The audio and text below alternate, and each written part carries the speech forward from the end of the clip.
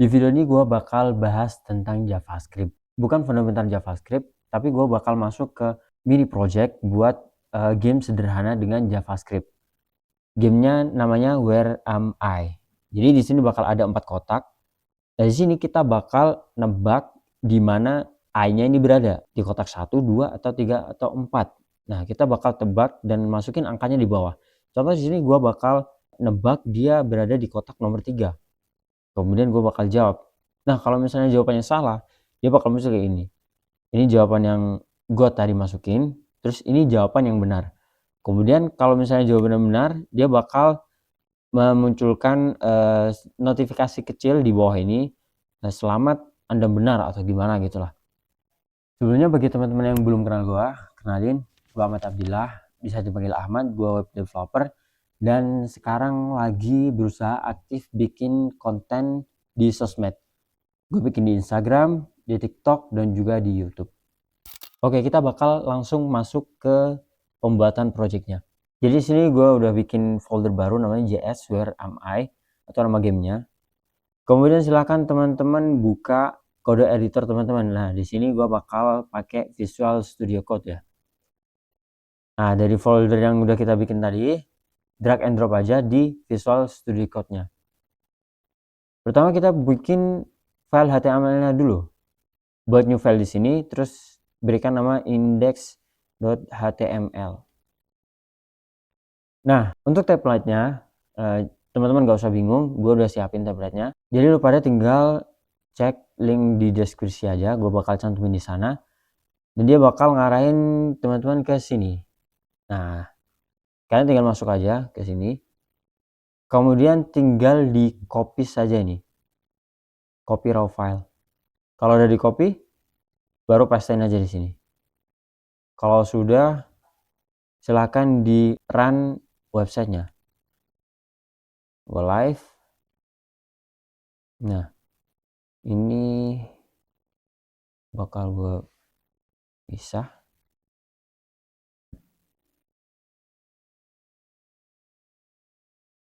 Nah, tampilannya bakal kayak gini ya. Ini masih belum ada interaksinya.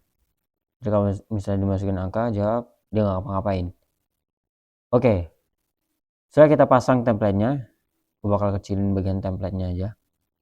Ini oke, aman.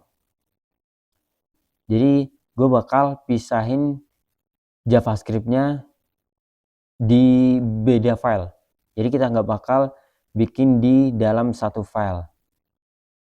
Jadi di bagian paling bawah, masih dalam tag body, masukkan teks script src/index.js kayak gini.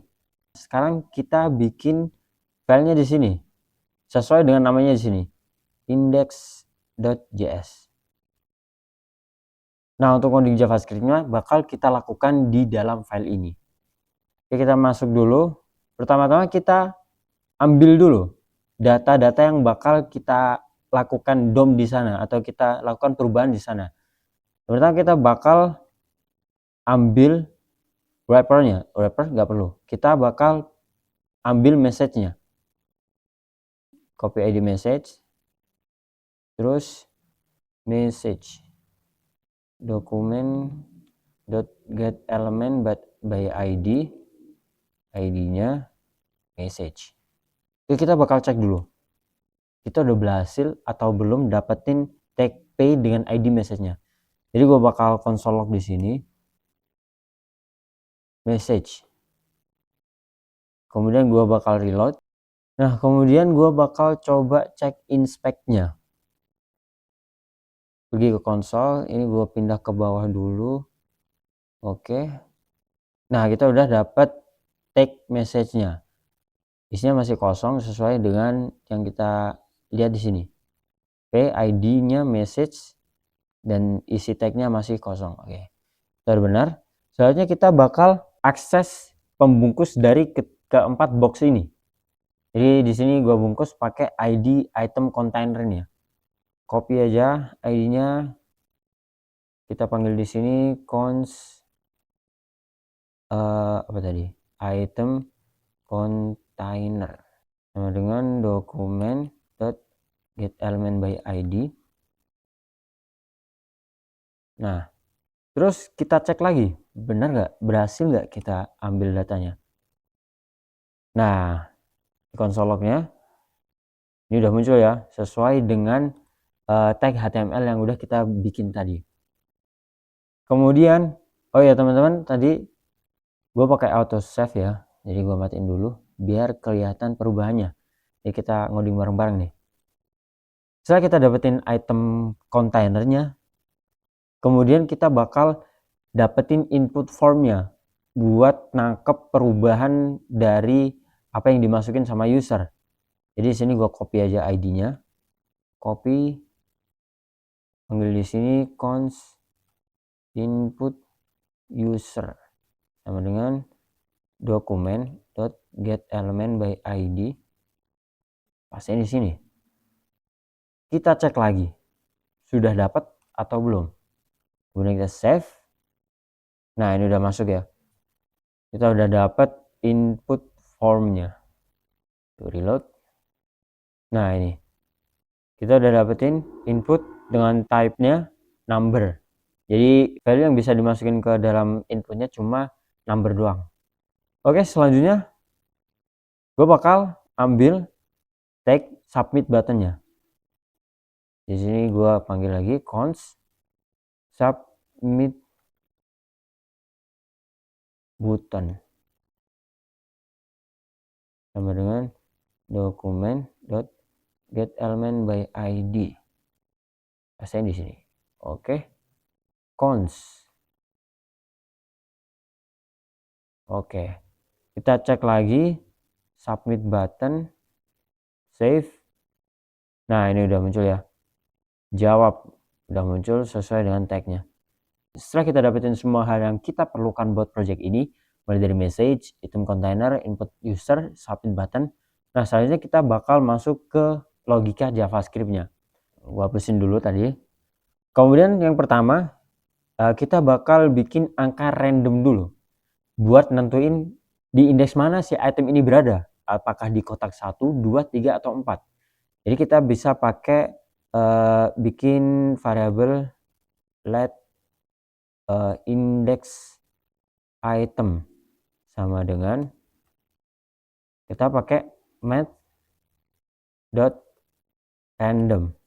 math.floor. Kemudian di dalamnya baru math.random. Nah, kita kalikan 4.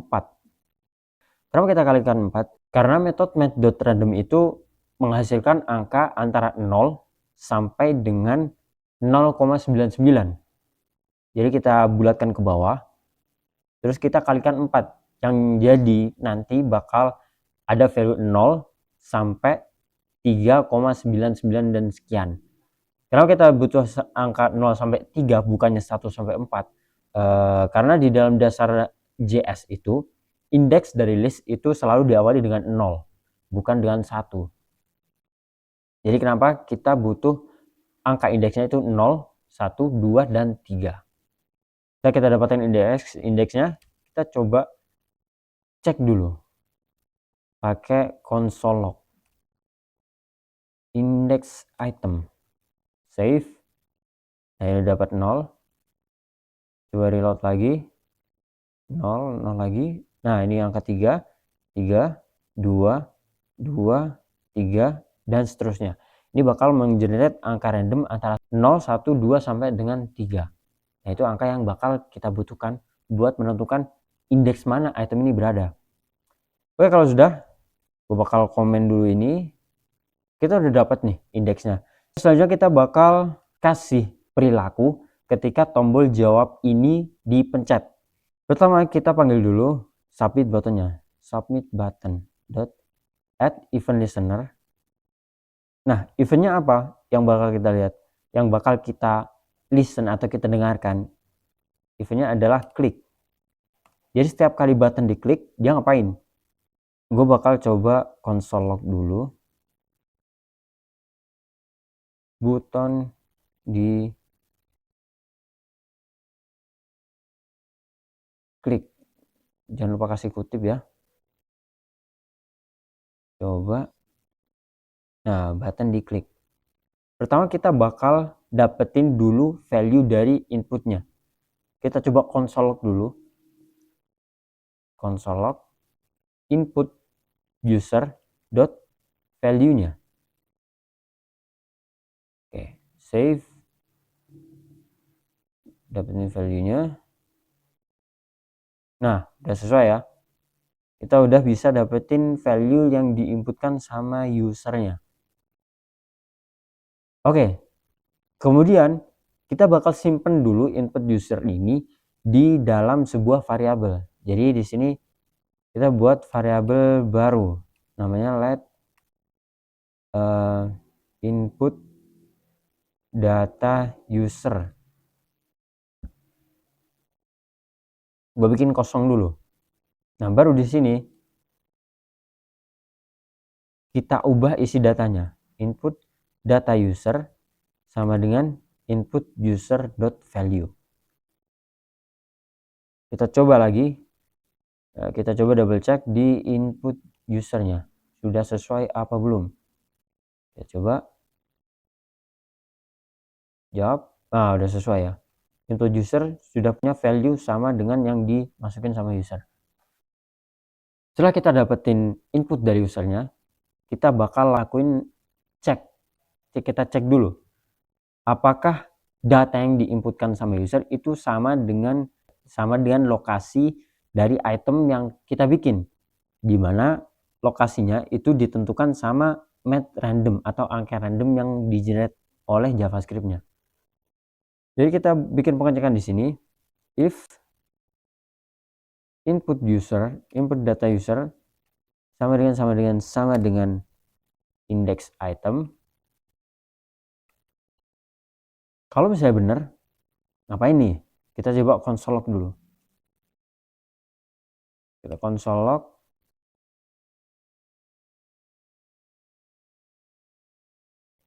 Input user benar, koma. Kita kasih angkanya, input data, kita kasih indeksnya ya, index item. Nah, kita bikin dulu else-nya biar lebih kelihatan apakah dia benar atau salah. Else log console log input data user salah. Kemudian di sini index itemnya. Save, kemudian kita coba cek. 3, jawab. Input data user salah. Di index itemnya di generate posisi item ada di indeks kedua. Kalau misalnya teman-teman lihat di sini, kita masukin value 2. Pas kita jawab, input data user salah. Padahal sama-sama duanya. Di input usernya 2, di indeks yang dibikin sama JavaScript-nya juga 2. Kenapa? Karena di sini gua pakai 3 sama dengan, atau dia yang membedakan 2 value dengan 2 tipe data sekaligus. Kalau misalnya teman-teman mau tidak pengen dia membandingkan dengan tipe datanya, berarti kasih pakai 2 sama dengan. Kita coba save.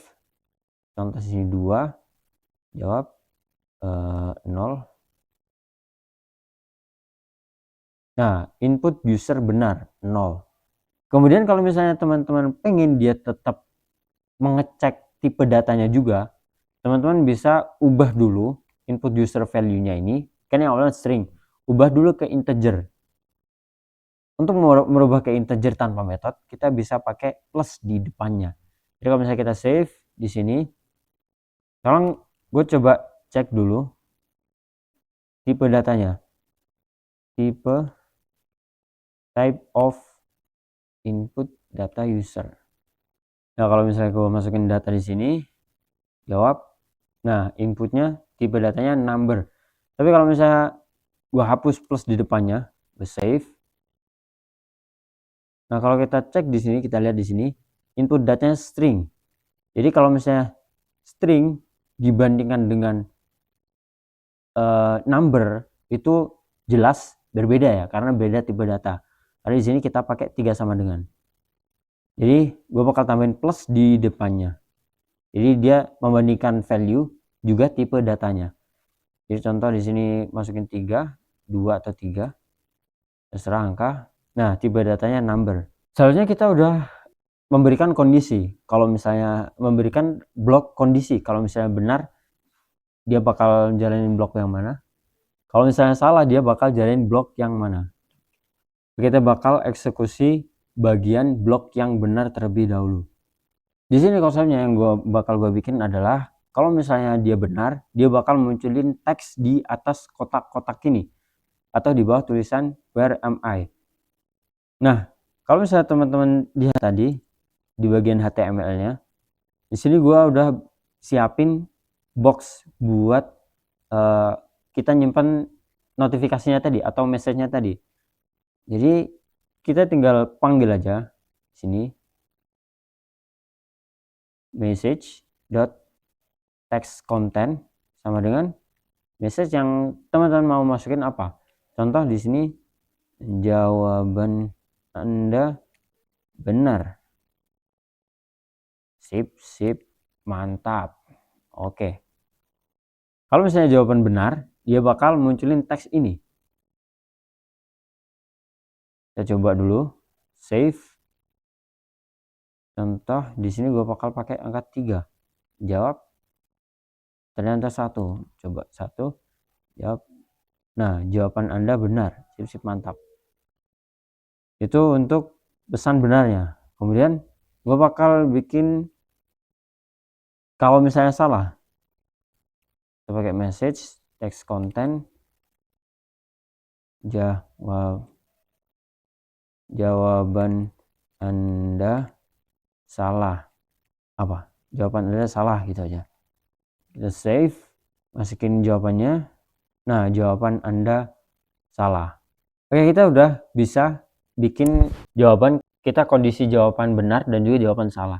Jadi di sini gue pengen dia nggak cuma nampilin message, tapi juga munculin kondisi benar dan salahnya.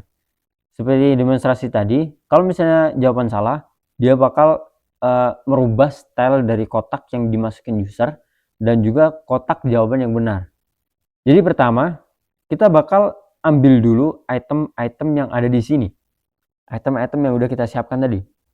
Caranya, kita udah bikin variable item container yang isinya adalah div yang membungkus item-item kotak-kotak ini. Jadi di sini gue bakal coba bikin variabel baru const item children sama dengan item container dot children. Nah, gue coba console log dulu item children, save. Nah, di sini gue bisa udah dapetin indeksnya, indeks 0, 1, 2, dan 3. Atau teman-teman bisa singkat aja. Di sini langsung item children. Ini hapus. Kemudian di sini langsung kasih dot children. Nah, ini sah-sah aja ya. Tergantung teman-teman mau bikin kodenya kayak gimana. Oke, gue bakal pakai cara yang ini aja. Pertama gue cek dulu udah berhasil apa belum ambil datanya. Console log, save. Nah, udah dapat ya. Kemudian kalau misalnya teman-teman cek di indeks HTML ini, nah sini gue udah siapin stylenya, yang aktif mana, yang error mana. Kalau misalnya salah, pilihan user akan dikasih kelas error dan jawaban yang disediakan JavaScript akan dikasih style aktif. Itu untuk konsepnya. Jadi gue bakal masuk aja ke JavaScript-nya. Kita udah dapat tadi item children-nya. Sekarang kita bakal ubah stylenya. Nah, sini kita bakal ambil item children-nya. Item children indeks ke berapa? Indeks ke index item. Nah, kita kasih class list.add. Kita tambahkan class active. Sini. Nah, kita tambahkan class active di sini. Kemudian kalau salah, copy aja bagian sini. Nah, di sini indeks itemnya kita kasih class active. Kemudian item children dari pilihan dari user, input data user dikurang 1. Kenapa? Karena tadi yang gue bilang, user itu bakal memasukkan value 1, 2, 3, sampai 4. Sedangkan indeks yang dibikin oleh JavaScript itu 0, 1, 2, dan 3. Jadi kita harus kurangin 1 biar sesuai indeksnya dengan yang di listnya. Oke, kemudian kita tambahkan class list dot add, kita masukin error, save, coba cek where I am. Gue bakal coba tebak di kotak ketiga. Nah, jawaban Anda benar, sip mantap. Oh ya, di sini ada kesalahan ya guys ya. Ini harusnya dikurang 1. Sama dengan ini. Ini dikurang 1 juga. Biar nanti value-nya bisa di compare dengan benar. Jadi contoh di sini gue bakal where I am, gue kasih indeks 4 coba. Jawaban Anda salah. Dia harusnya ada di indeks ke 1 atau di kotak pertama dengan indeks 0. Contoh gue bakal refresh lagi di 2 where I am. Jawaban Anda salah. Input user masuk ke 2 dan juga jawaban yang benar itu di kotak yang keempat. Nah, ini contoh yang benar. Jawaban Anda benar, sip mantap. Nah, dia bakal merubah kotak yang ada kelas index dan juga input data user yang sama. Jadi di sini teman-teman bisa improve lagi gamenya, karena di sini masih ada case. Kalau misalnya indeksnya mau berubah, kita harus refresh dulu halamannya. Jadi teman-teman bisa improve setiap kali jawab, kemudian inputkan data user, dia bakal nge-refresh dan bikin indeks baru. Oke, segitu dulu konten hari ini. Semoga bermanfaat and see you.